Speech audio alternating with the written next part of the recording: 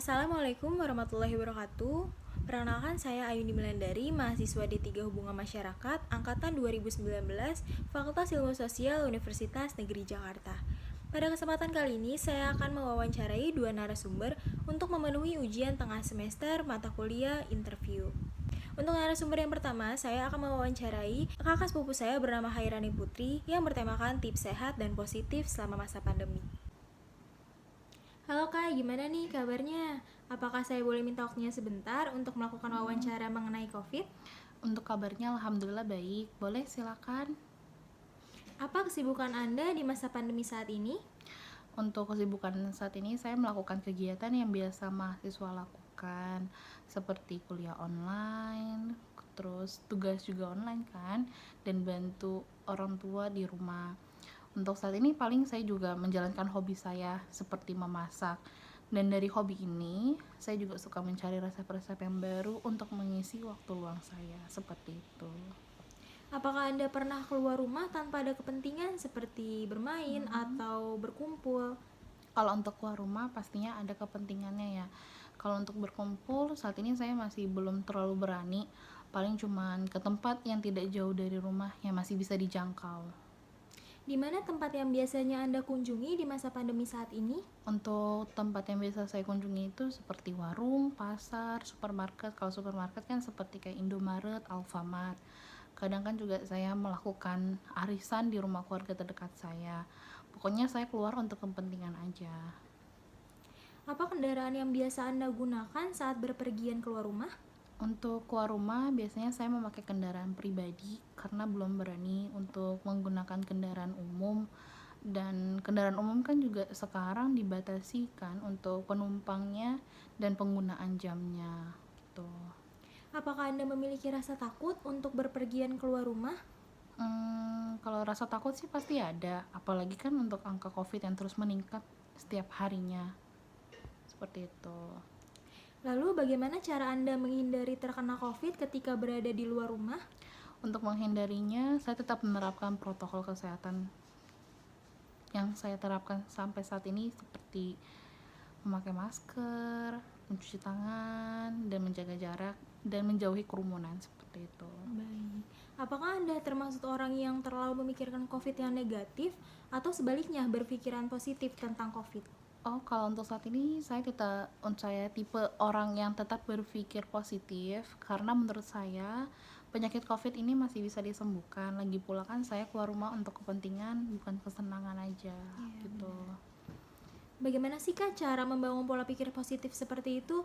Karena banyak banget orang-orang di luar sana tuh yang berpikiran negatif dan berlebih-lebihkan tentang COVID-19 ini. Kalau untuk saat ini saya tetap memantau ya angka COVID setiap harinya. Dan saya juga mencari infonya ini dengan data yang valid, yang tidak julid. Apalagi kan di sana juga maksudnya masih ada isu-isu aja yang beredar kayak gitu. Lalu bagaimana tanggapan Anda mengenai angka COVID yang terus meningkat? Kalau untuk saat ini sih tanggapannya untuk harus lebih berhati-hati lagi dan tetap menerapkan protokol kesehatan yang ada kayak gitu.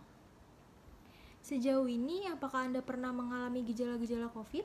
Untuk saat ini sih alhamdulillah ya, jangan sampai, karena kan juga COVID lumayan berbahaya juga kan ya gitu. Apa yang Anda lakukan untuk tetap sehat selama di rumah pada masa pandemi ini? Kalau untuk saya tetap menjaga pola makan yang sehat, kalau bisa 4 sehat 5 sempurna, terus olahraga dan menjemur badan setengah jam setiap harinya dari jam 10 sampai jam setengah 11 pagi. Dan untuk saat ini minum air putih juga minimal 8 gelas sehari, dan yang paling penting istirahat yang cukup minimal 8 jam sehari seperti itu. Oke, baik. Lalu kalau boleh tahu olahraga seperti apa yang Anda lakukan? Kalau olahraga yang biasa saya lakukan ini, saya menerapkan workout dan di rumah, mohon maaf. Biasanya referensinya ini juga dari YouTube, pasti juga banyak di YouTube. Sama jalan-jalan ke depan komplek aja untuk ngeluarin keringat aja. Karena kan kita selama di rumah ini pasti juga ada, maksudnya pasti selama di rumah ini kan jarang juga kan untuk keluar keringat. Gitu. Bagaimana jika tiba-tiba Anda mengalami gejala COVID? Apa yang Anda lakukan? Untuk lakukan sih penindakan pertama ya pasti swab test dan rapid test Kak, kayak gitu. Mengapa Anda mengambil tindakan tersebut? Ya karena kan itu kan tindakan pertama yang bisa mengetahui kita positif atau negatifnya kan. Setelah tes lalu positif pasti kita kan disuruh karantina diri, karena kalau tidak melakukan tindakan tersebut dapat membahayakan orang sekitar, apalagi kan keluarga yang paling dekat gitu. Iya, benar. Untuk pertanyaan terakhir nih Kak, apa harapan Anda kepada masyarakat di masa pandemi ini? Untuk harapan buat masyarakat tetap menerapkan protokol kesehatan yang ada, menjauhi tempat keramaian, kalau nggak penting jangan keluar, tetap di rumah aja. Karena kan hal ini dapat juga mengurangi angka COVID ya setiap harinya gitu. Baik. Intinya kita harus tetap berpikir positif ya Kak, akan COVID ini, dan jangan terlalu memikirkan yang tidak-tidak, dan kita juga harus membangun pola hidup yang sehat gitu Iya ya. benar. Untuk wawancara kali ini mungkin segitu saja Kak. Mohon maaf jika ada kesalahan kata selama proses wawancara. Iya. Atas waktunya dan kesempatannya saya ucapkan terima kasih. Makasih. Untuk narasumber kedua, saya akan mewawancarai Sandra Fitriani Utomo yang merupakan mahasiswa D3 Hubungan Masyarakat Angkatan 2018 dengan tema Tantangan Milenial Tetap Produktif Selama Masa PJJ. Terima kasih. Halo Kak Sandra, saya Ayundi. Boleh minta waktunya sebentar untuk wawancara? Halo Yundi, boleh. Oke, gimana nih Kak kabarnya? Alhamdulillah baik. Kamu gimana? Baik juga gak? Baik, alhamdulillah. Apa sih kesibukan Kakak di masa pandemi seperti ini?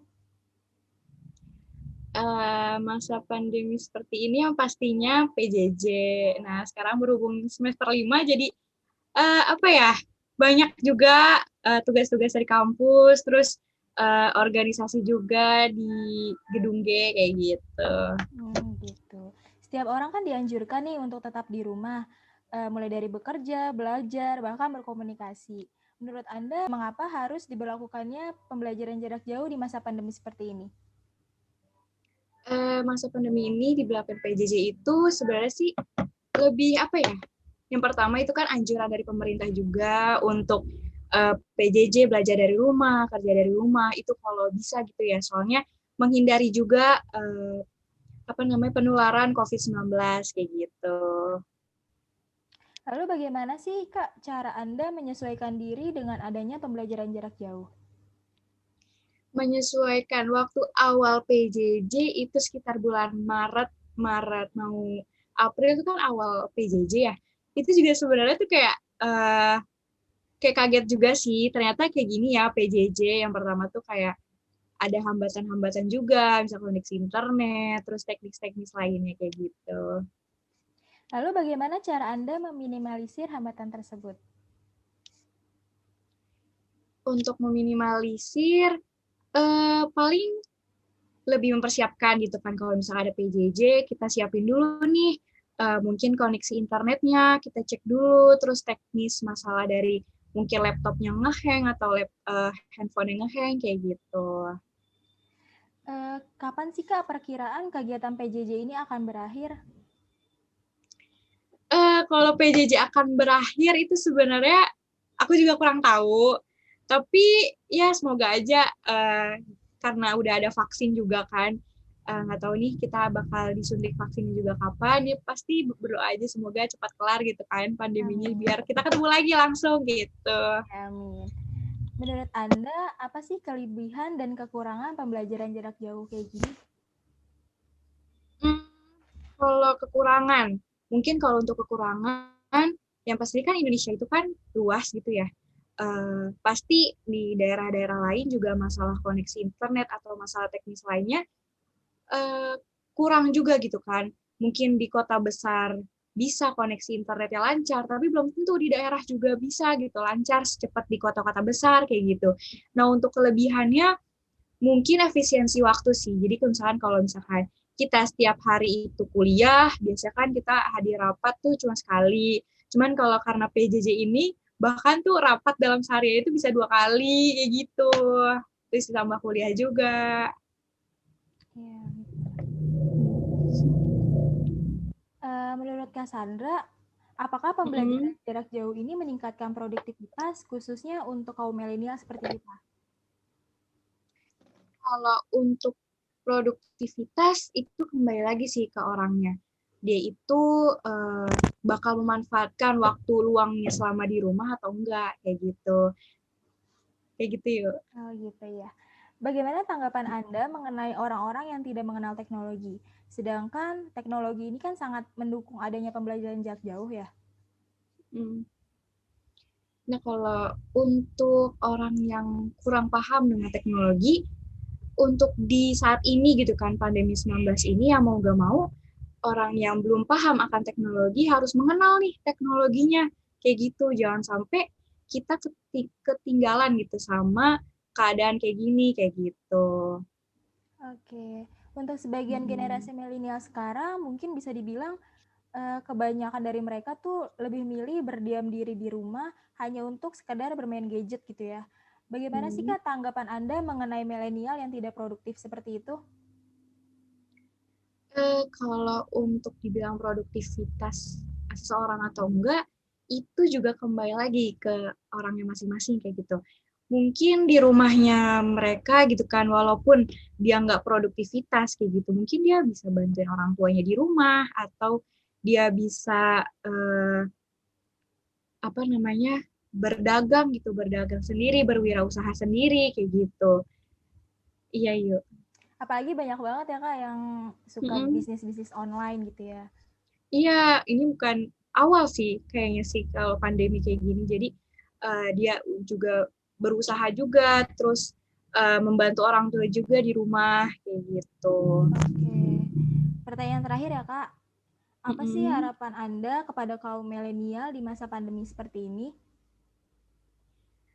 Untuk harapannya mungkin karena kita PJJ dari rumah juga, mungkin lebih ke apa ya, mawas diri gitu loh. Kayak apa sih kekurangan kita gitu kan? Apa juga kelebihan kita? Mungkin kalau misalkan kita tahu nih kekurangan kita gitu kan, karena punya waktu luang di rumah, kita juga bisa nih mengasah kekurangan kita apa sih, dan kalau untuk kelebihan apa sih potensi-potensi dalam diri kita kayak gitu untuk meningkatkan kualitas diri seperti itu. Oke. Baik, intinya walaupun pembelajaran jarak jauh ini memiliki hambatan yang cukup banyak, tetapi itu tidak memungkinkan untuk kaum milenial seperti kita agar lebih produktif ya, Kak. Iya betul banget. Jadi itu kembali lagi ke masing-masing orang.